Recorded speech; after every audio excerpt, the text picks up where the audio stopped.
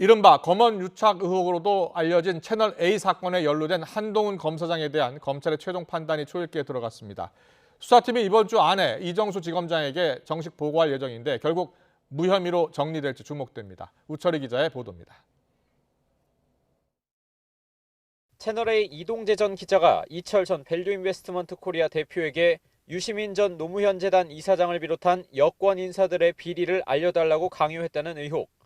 지난 2020년 3월 MBC 보도를 통해 처음 알려진 채널A 사건의 핵심입니다. 이동재 전 기자가 당시 검찰 고위 관계자와의 친분을 과시해 검언 유착 의혹으로도 불렸는데 여기에 등장하는 관계자가 한동훈 검사장입니다.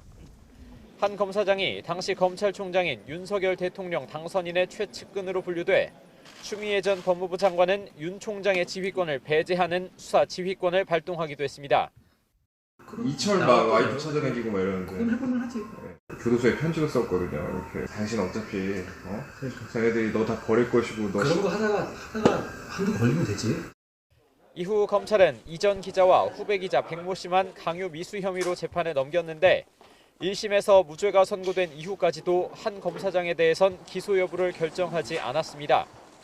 담당 수사팀은 이번 주 안에 한 검사장을 무혐의로 결론 내린 보고서를 이정수 서울중앙지검장에게 올린다는 계획입니다.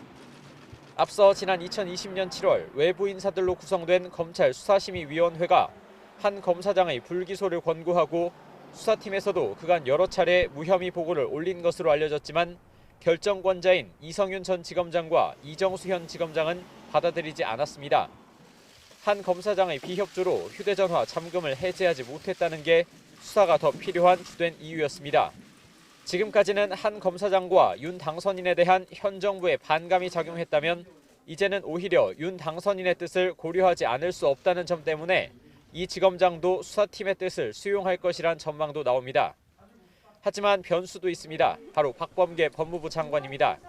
이미 한 차례 중단했던 검찰총장의 지휘권 복원을 통해 한 검사장을 표적으로 한 수사 지휘권을 발동할 가능성을 완전히 배제할 수는 없기 때문입니다.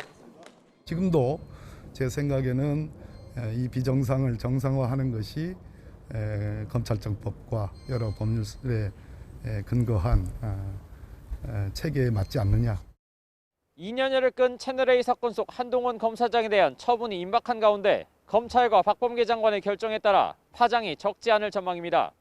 YTN 우철입니다.